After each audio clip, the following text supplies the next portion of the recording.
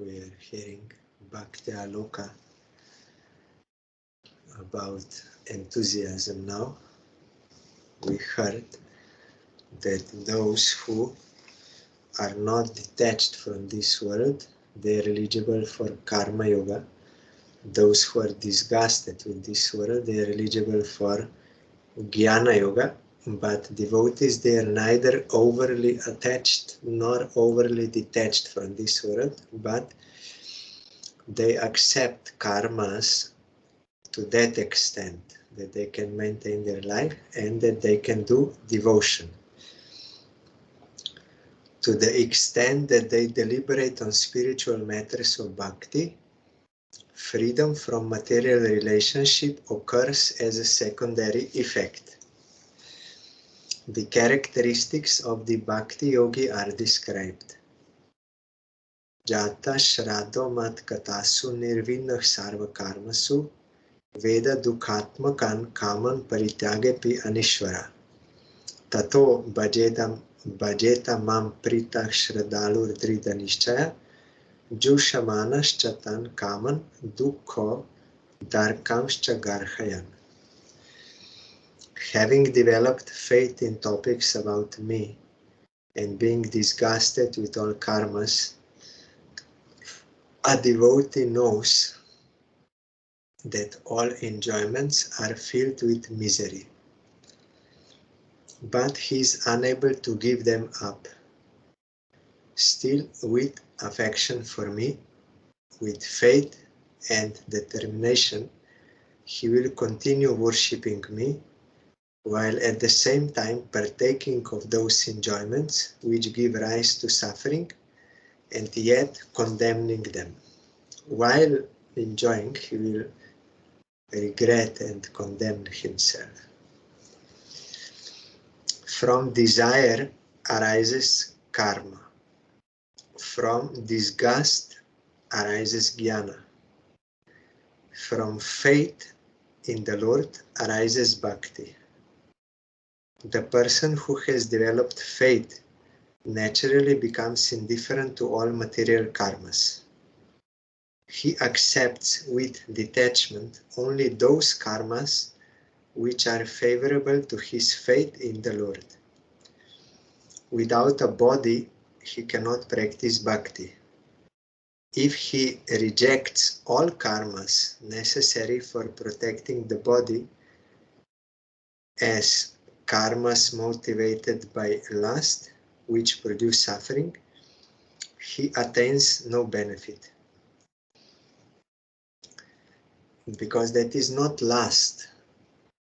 Lust is when one wants to enjoy the fruits of his action. That is kamya karma. But the devotee with detachment, he is doing job for maintaining himself, not for sense enjoyment after, but so that he can live and can worship Krishna. But if he neglects this, then he attains no benefit. So something, that is why our Gurudev told, Prahlad Maharaj said, some time should be spent for this also. For householders it is in earning. For ascetics, they have to beg for their livelihood. Except like those who are in such a stage like Madhavendra Puri, he will not even beg. But first you have to have that stage. Then you can practice this. Otherwise you will commit niyamagraha, not following rules and regulations which are for your stage. The person who has developed faith generally accepts the results of desire which produce suffering while criticizing them as insignificant. That is, if he is still unable to give up certain enjoyments, then while doing, he will condemn them. That is, beginner devotee.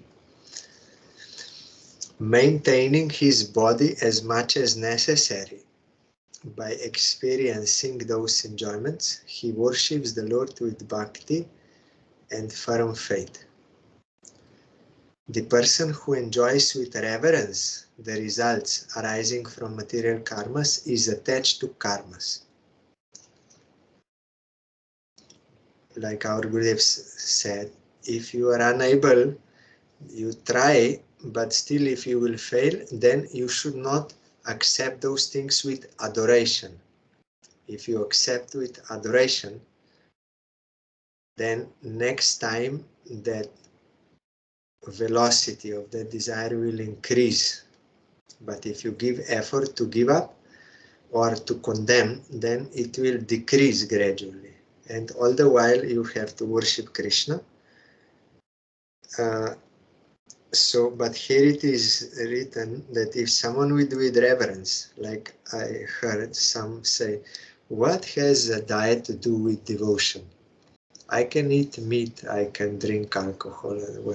So he's doing that with adoration, with reverence. He thinks it is nothing wrong, it is okay. So that will not work.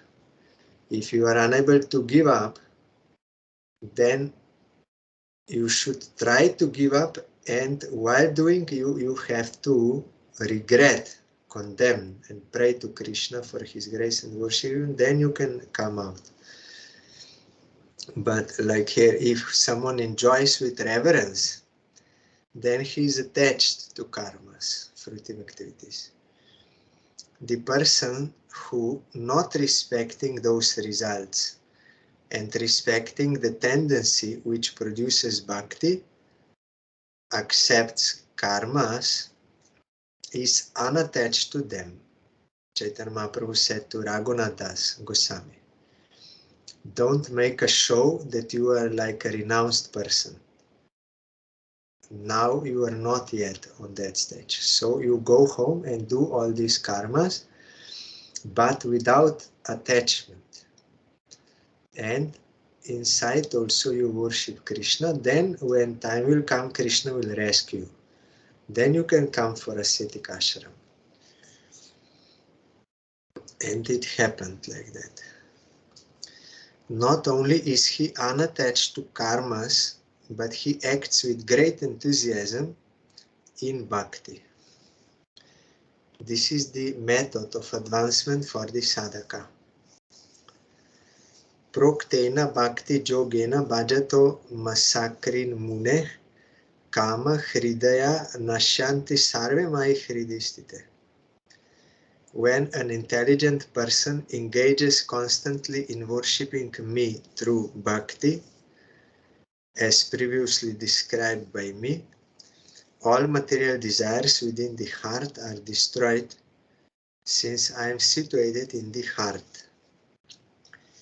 Bhidyate hridaya grantish chidyante sarva sankshaya kshiyante chasya karmani maya drishte kilatmani. Ahankar is cut and all doubts are destroyed. On seeing the Lord in the mind and with the eyes, all karmas are destroyed. This is from Bhagavatam. This is famous verse. Bhidyate hridaya grantish chidyante sarva sankshaya. Yes. All that knots in the heart are cut, and all doubts also are cut when one sees Supreme Lord, and all karmas also are destroyed. So no need to do any separate effort. Only we have to worship Krishna properly under the guidance of Guru, then gradually we can get. And ahankar also, that is false ego, also will be cut. Nairapeksham param prahur nishreyasam analpakam tasman nirashisho bhaktir nirapekshaya me bhavet. It is said that the process which is without dependence on other processes or results is the best process. Therefore, a person who does not desire any rewards and does not depend on other processes develops bhakti for me. This is also from 10th Canto. Krishna is saying.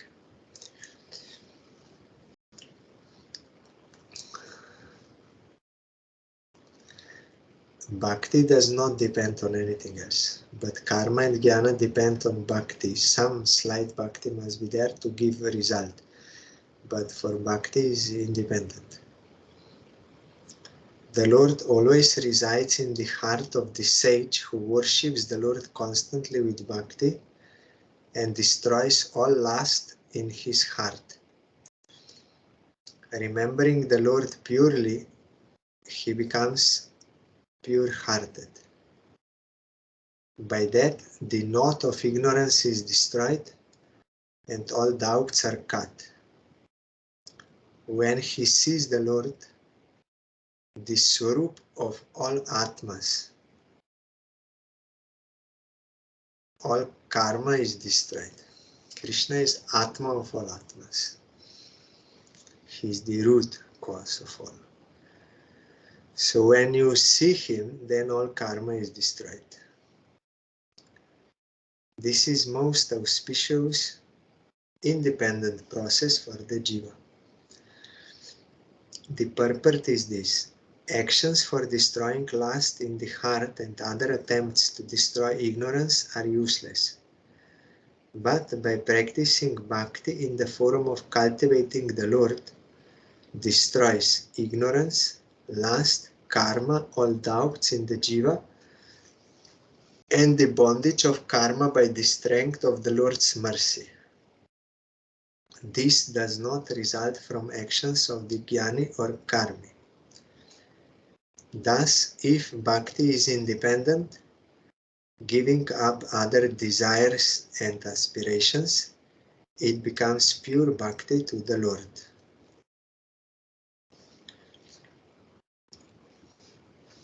One should not lose enthusiasm and think, I cannot destroy karma. Even at the beginning of bhakti, it is necessary that the sadhaka have enthusiastic faith. One acharya of pure bhakti has written that there are two types of bhajana kriya, unsteady and steady. That is Srila Vishwanath Chakravarti Thakur he wrote in Madhurya Kadambini.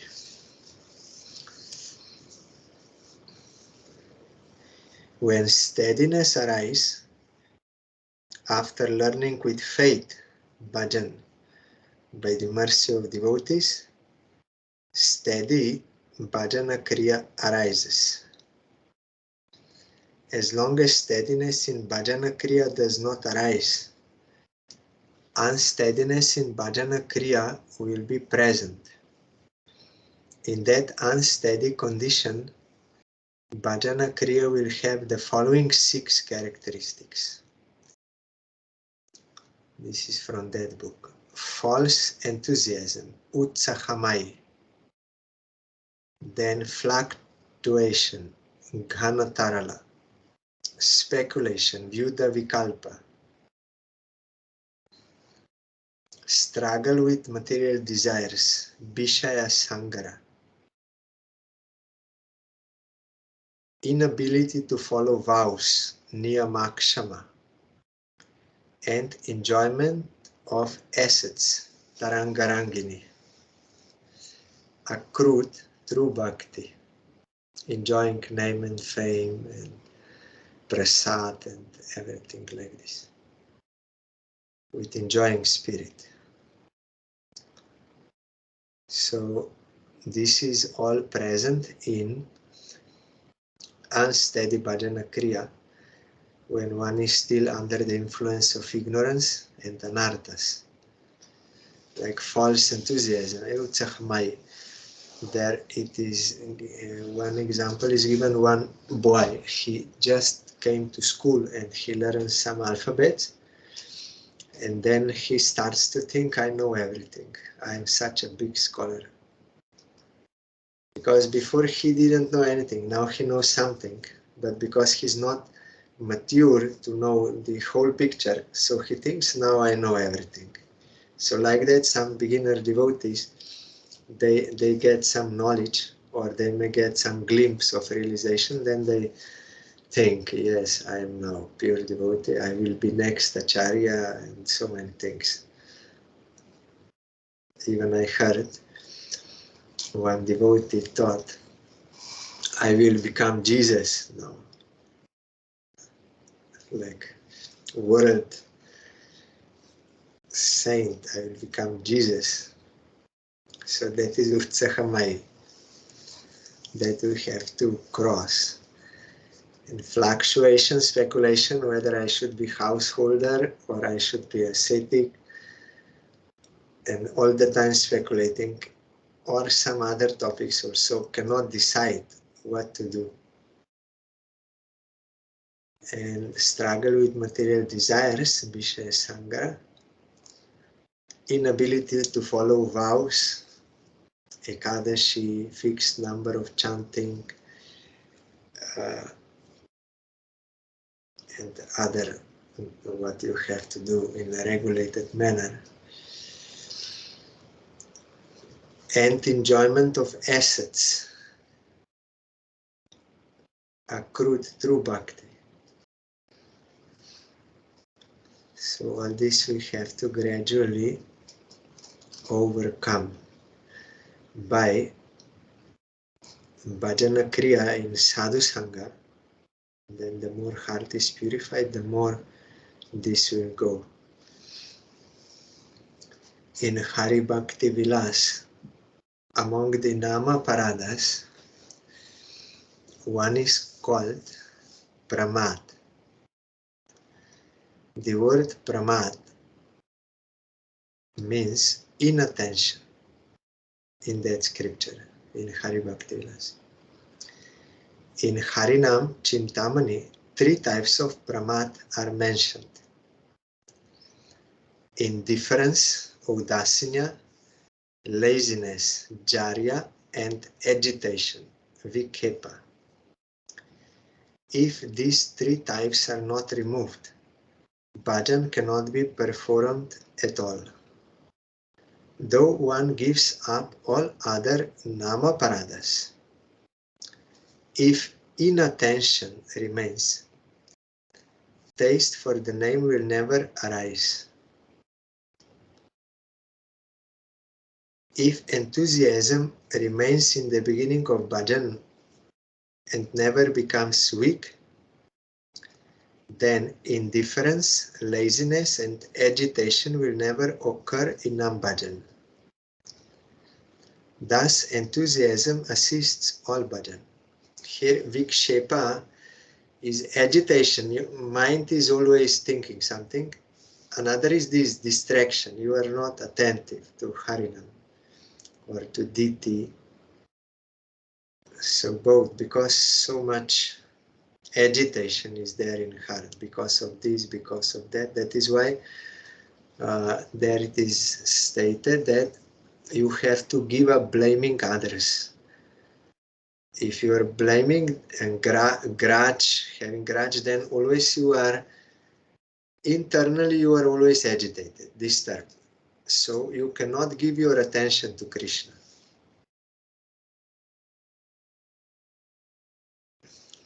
So, Suniti, mother said, you have to give up this, blaming others, otherwise you cannot worship Supreme Lord. He will not be happy.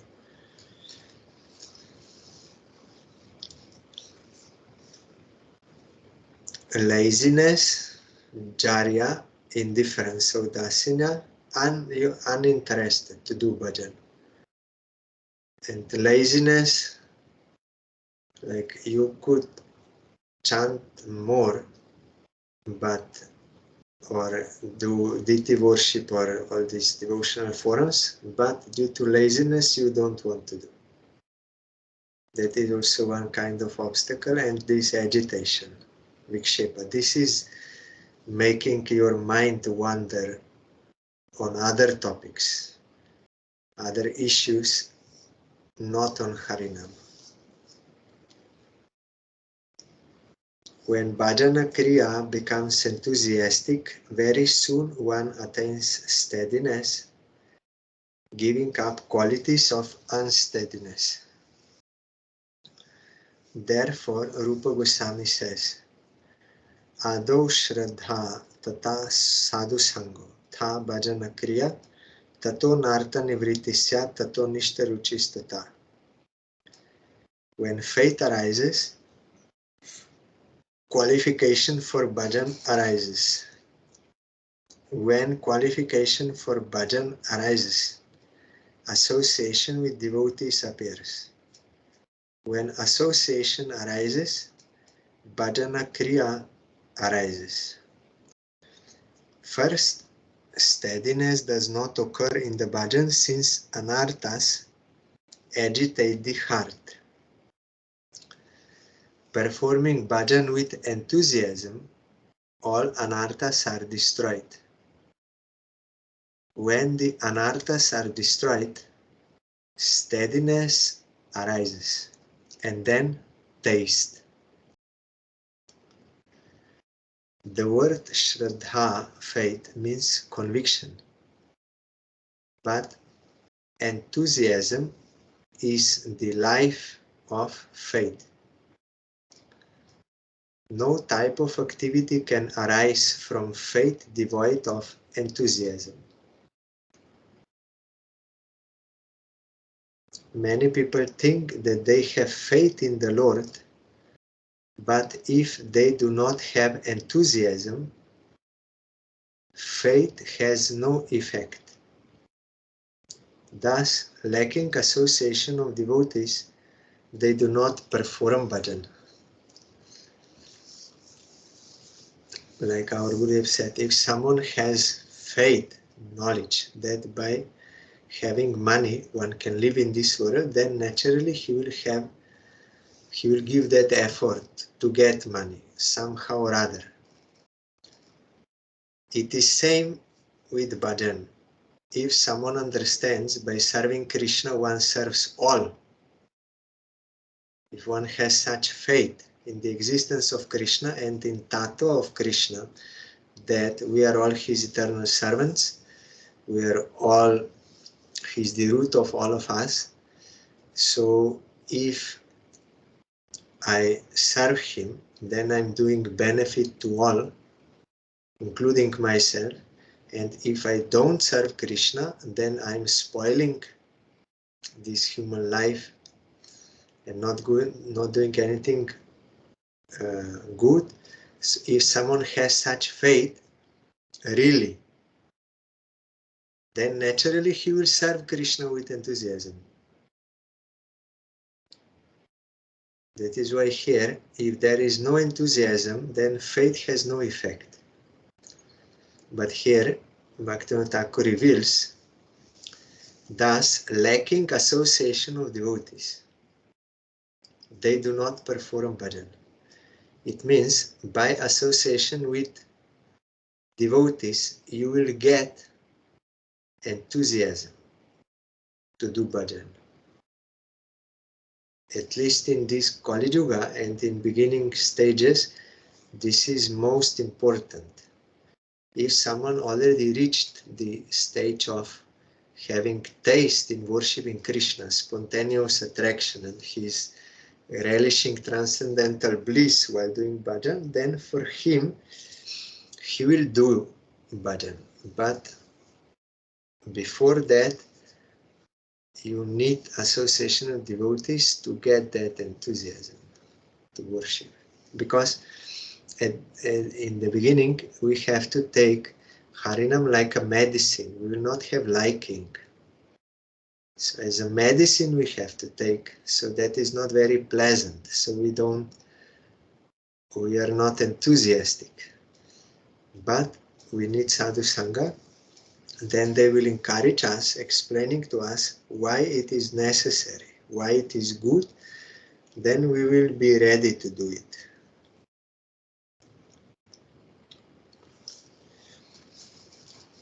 Then second good quality for bhajan is nishchaya. In Upadeshamrita, Rupa Goswami teaches that one should have conviction, nishchaya, for practicing bhajan. Until conviction appears, people will have many doubts. Doubting people do not have auspiciousness. How can faith in pure bhakti arise in a heart afflicted with doubt? Gita says, Agyash chashra da dhanascha sankshayatma vinashyati nayam lokosti naparo nasukam sankshayatmanah. The person ignorant of the scripture, or the person who knows the scripture but has no faith in it, or the person who is doubtful of attaining the goal, even though having faith in the scripture, perishes. One who is afflicted with doubt attains nothing in this life, nothing in the next, and no happiness.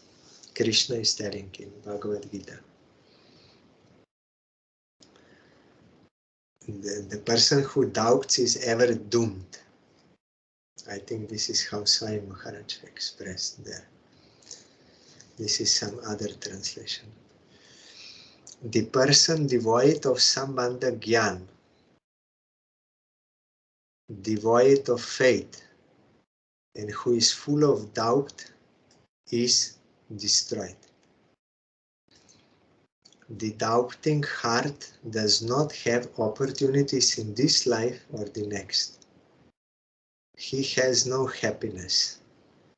The person who has faith becomes free of doubt.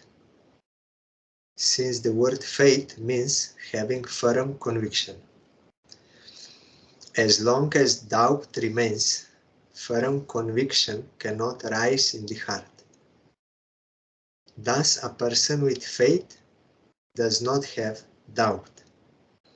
Mahaprabhu ordered that all devotees should first know the three tattvas, Sambandha, Abhidheya, and Prayojana. In these three tattvas, there are 10 basic tenets, Dashamula tattva.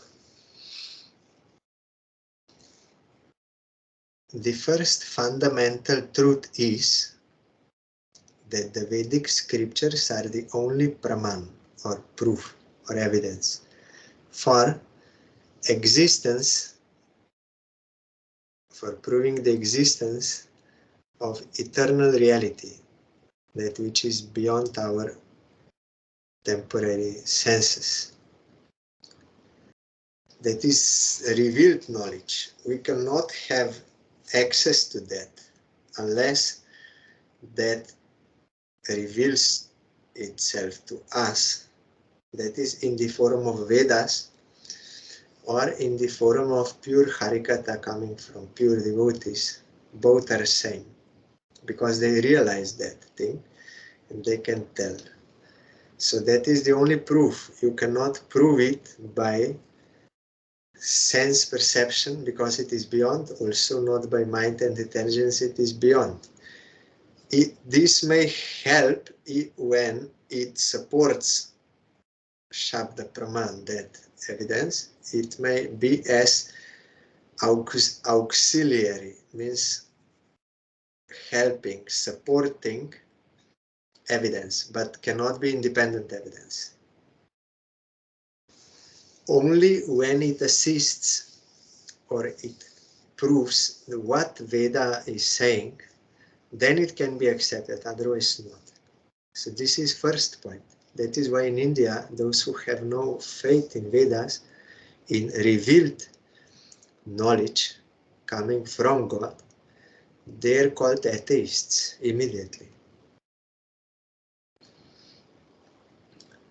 When one delineates what is to be proved, one must know what the proof is.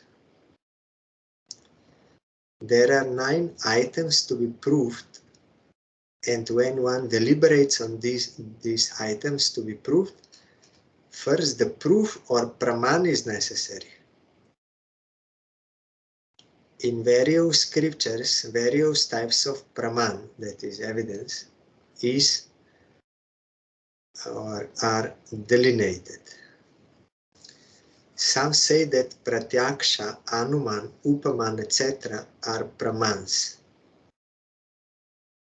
Pratyaksha means sense perception, what you see with your eye, hear with ear, that is pratyaksha. Anuman means inference, logical thinking. You saw fire, where there is fire, there is smoke. So whenever you will see smoke, you will infer there is fire. That is logic. But this is also faulty, limited, because it is not true in all circumstances, and you did not have sense perception of all circumstances to have perfect logic, and it is bilinear also logic. Like for example, Jiva Goswami gave, there is one hill, you are down and there you see some smoke is coming. So by logic you will say there is fire, but you don't know that that fire was just extinguished by rain or by some person. There is no more fire, but still smoke is coming. So your inference, or in Slovene language sklepanje, will be wrong. And no one has knowledge of all circumstances, and he did not see everything. So logic, which is based on sense perception previous, is also limited and temporary also, because it is based on this pratyaksha. And then upaman, there are other 10, and what is learned from history and so many things. Jiva Goswami described very clearly in Tattva Sandarbha, so that he ultimately establishes that Vedic Praman is the only reliable Praman about the eternal truth. Some say that many objects can be counted as Praman. In the devotional scriptures shown by Mahaprabhu, all other Pramanas are called secondary Pramanas.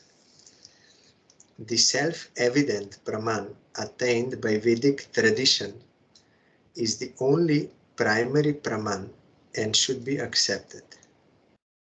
The many conditions in this world are divided into two groups. Some are inconceivable and some are conceivable. All material states are conceivable or arise by themselves through human thought. Spiritual states are inconceivable. They cannot be comprehended by ordinary human abilities of knowledge. The inconceivable states cannot be known except by Atma Samadhi. That is direct spiritual perception by the eyes of soul. It is not possible by these non-eternal material senses, gross and subtle. It is beyond.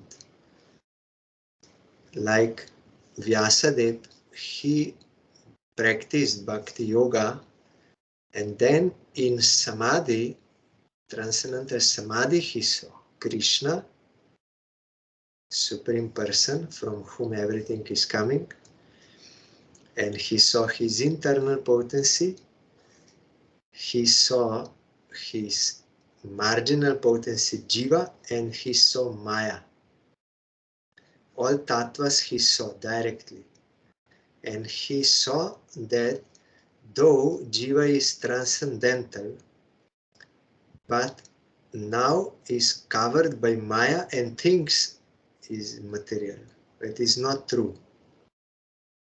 Why this is happening? Because Jiva is averse to Krishna. When Jiva is averse, then Maya will catch. But the only solution is if Jiva will surrender to Krishna, accept his internal potency, devotion, and serve him, then Maya will be removed. So all these tattvas he saw in his samadhi. And then he wrote Bhagavatam. Like that, any one who can serve as guru, he must have this realization. Not only theoretical knowledge, but he must have this realization, and he must be established in devotion. Because if he really realized, like before I said, Gurudev said, if someone has a realization that money is necessary, then he will give effort to get it. Naturally, like that, if someone has realization or faith in Krishna, then naturally he will serve. So one who realizes this, naturally he will serve, and he can inspire others also and can guide others in that direction. There is no need to know so many, like memorize so many shlokas and have so many knowledge or this worldly knowledge or so many things. No. If one can have only this knowledge of this, what is Vyasadeva saw in Samadhi, this point, for Jiva to be averse to Krishna is wrong, for Jiva to be inclined to serve Krishna is right, and he is himself as firmly established in devotion to Krishna, then this knowledge is all what is necessary for his and for others' eternal benefit. This knowledge we have to acquire, like our Nishkinchan Maharaj, he used to give that illustration.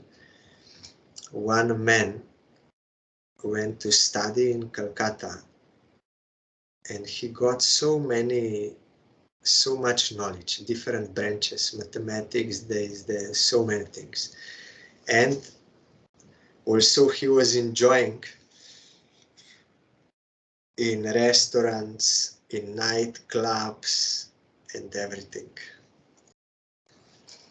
So when he was returning back to his village by boat, then he proudly spoke with that boatman. He said, "Do you know about mathematics? Trigonometry, metrics, so many things," he told, proudly speaking. Then that boatman, simple man, he said, "No, I don't know."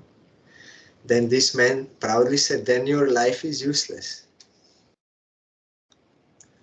And then he was asking about other subjects, and that boatman, he had no knowledge. He said, "No, I don't have." And all the time, every time this man, proud, told, "Your life is useless, it is wasted." And then he also said, you went to nightclub and drinking alcohol and dancing with ladies, all this. "No, I did not." Then again he said, "Then your life is wasted, it is lost." Then suddenly storm came, and that boat was about to sink. Then the boatman asked that proud person, "Do you know swimming?" He said, "No, I don't know swimming." Then the boatman said, "Then your life is lost." So what was the use of all those things in this circumstance? He will lose his life now, because this essential practical knowledge of swimming he does not have. so he will be destroyed.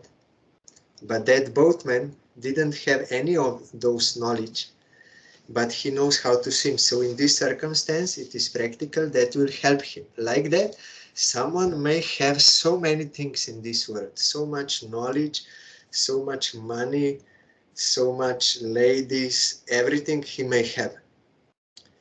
But he is ignorant of his own real self, why he is in material existence, how he can come out, he does not know. So what is the use of all those things? Only he will get suffering and cannot be rescued from suffering. But someone may be very ignorant or very poor of all these things in the world, but he's a devotee. He knows, I belong to Krishna, I should serve him, and he is serving him. He will be rescued from material existence. He will be released from all suffering, and he will attain absolute bliss. So who is better off? Who has more practical knowledge and action? That is why this Atma Samadhi is necessary. Not like so many universities. You need this knowledge about Sambandha, Abhideya and Prayojana. From a realized soul, you have to hear and you have to realize yourself, and also you have to, after realization, you have to help others, inspire others. That kind of welfare work is the only welfare work.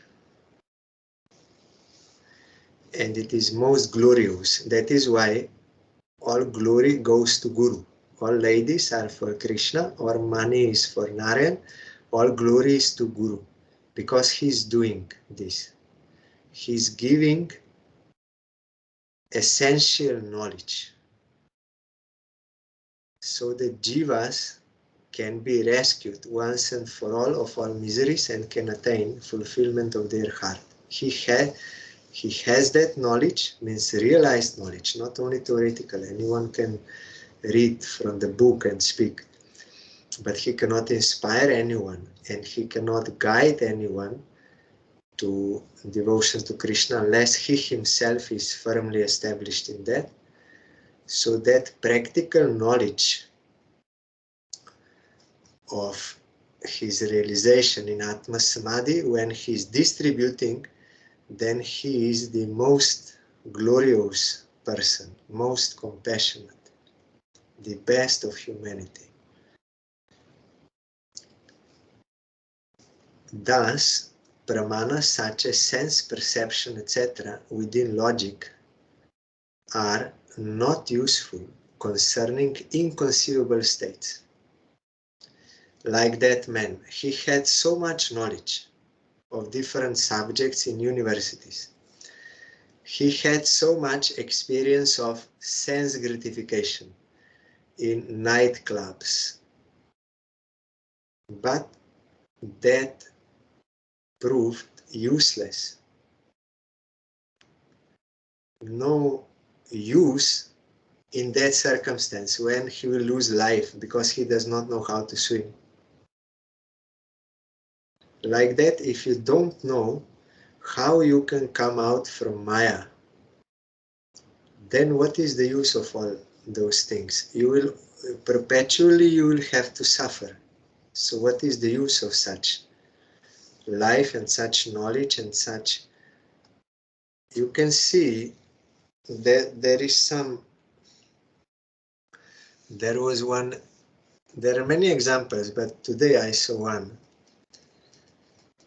One boy at the age of 9, it was discovered that he's a good singer and dancer. So he was engaged in this and he became very famous. And then everything was coming: money, fame, ladies, sense enjoy, everything. But after some time, then his whole body is with tattoo, and he's taking drugs and ruining his life. If you see his pictures when he was more young, he looks like normal. But gradually, with all those fame and all those opportunities to sense gratification, then you exhaust everything, then becoming depressed, violent, taking drugs and like this. So what is the use? That is no use. Like that, in regard to inconceivable states, that is eternal spiritual states, all this sense perception is useless. You need to hear from bona fide guru or read from the Veda. Thus it is said, Achintya kalu je bhava natam starke na yojayet. Prakriti bhyah param yacha tat achintyasya lakshanam. It's from Mahabharata. This is very famous verse. Inconceivable states are not subject to logic, since the nature of the inconceivable is beyond material senses. Mahabharata.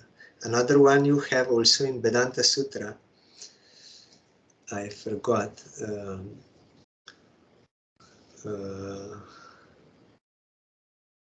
But same point in Vedanta Sutra, that by logic you cannot know the inconceivable matters, and also you will find in Upanishad, maybe Mundaka, I forgot, that Nachiketa, he got Brahma Gyan, transcendental knowledge from Guru, after submitting. Then Guru told him, now you should not destroy this knowledge by logic, or you cannot attain this knowledge by logic. It is always beyond sense perception and intellect and all this. It is eternally existing, and you can only know through revelation, through surrender. That thing has to reveal itself, and you have to accept it as it is. Through surrender, then you can realize, and the logic cannot. It will only destroy that. That is why Chaitanya Mahaprabhu's philosophy or Siddhanta is, in short, stated as Achintya Bheda Bheda. It is beyond human comprehension, but it exists, and it is simultaneously distinct and non-distinct, means Krishna and his potencies. That which is beyond matter's 24 elements is an inconceivable state. Sense perception and inference cannot approach it. In order to know all the inconceivable states, the only means is Atma Samadhi. Ordinary people cannot attain this Atma Samadhi. Seeing the Jiva's profound error, the most merciful Lord reveals Vedic scriptures. Mahaprabhu says, Atma Samadhi means when you are free from all this perception, and only with your soul, with Atma, you perceive directly what is the truth. But conditioned souls, they don't have such state. That is why Krishna gave these Vedic scriptures. So Mahaprabhu says, Maya Mugda Jiber Nahi Swata Krishna Gyan. Jibere Kripai Koila Krishna Veda Puran. Veda Shastra Kohe Sambandha Abideya Prayojan. Krishna Prapya Sambandha Bhakti praptir sadhan abhideya nam bhakti prem prayojan. Purushartha Shiromani Prema Mahadhan. Our Gurudev used to repeat these shlokas. Now a translation from Swami Maharaj. The conditioned soul cannot revive his Krishna consciousness by his own effort. But out of causeless mercy, Lord Krishna compiled the Vedic literature and its supplements, the Puranas. The Vedic literatures give information about the living entity's eternal relationship with Krishna, which is called Sambandha. The living entity's understanding of this relationship and acting accordingly is called Abhideya.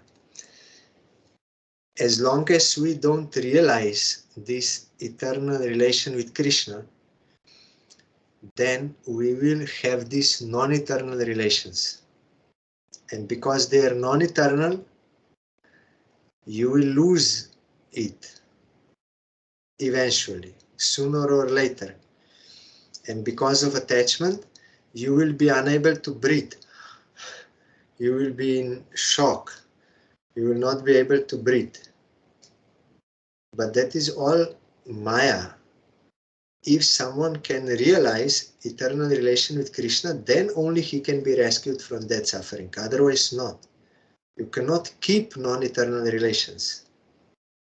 It is impossible. That is punishment for the jivas who are averse to Krishna. If you don't want Krishna as your husband, you will get non-eternal husband. You will have to suffer separation grief.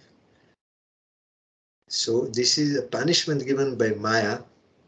So we have to realize this sambandha with Krishna.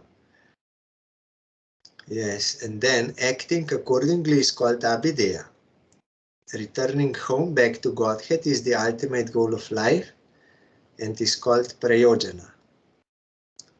Devotional service or sense activity for the satisfaction of the Lord is called abhideya because it can develop one's original love of Godhead, which is the goal of life. This goal is the living entity's topmost interest and greatest wealth. Thus one attains the platform of transcendental loving service unto the Lord. So here Mahaprabhu said, because Jiva is conditioned now, so she does not have self-evident that Krishna Gyan. That is why out of mercy for the Jivas, Krishna gave Vedas and Puranas. And what is stated in Vedas and Puranas about Sambandha Abhideya Prayojana? Like when you are born, you don't know who is your father. How you can know? You are not seeing directly at that time who is your father. But you can know from your mother. Like that, we can know about Krishna from Veda Mata. You did not have direct, you don't have direct perception of that, but you have to accept what mother says or what Veda says. So Veda says, there is Krishna, you are coming from him, you are by him, you are within him, you should be for him, and this is how you should do service to him, and this is what you will get, Sambandha Abhideya Prayojana. That is out of mercy Krishna is giving, and when one will attain love of Godhead, then that is the point of our existence, ultimate goal, Purushartha Shiromani. What is necessity of a person? Shiromani means topmost necessity, topmost goal is this Mahadhan, Prem Mahadhan. I heard from Gurudev, Prem is Mahadhan, is great wealth. Not this worldly money, million, billion, trillion money, then you are happy. No. You cannot be happy with this money. You can see these famous persons. The Mahadhan, great wealth, is prema. That is necessary.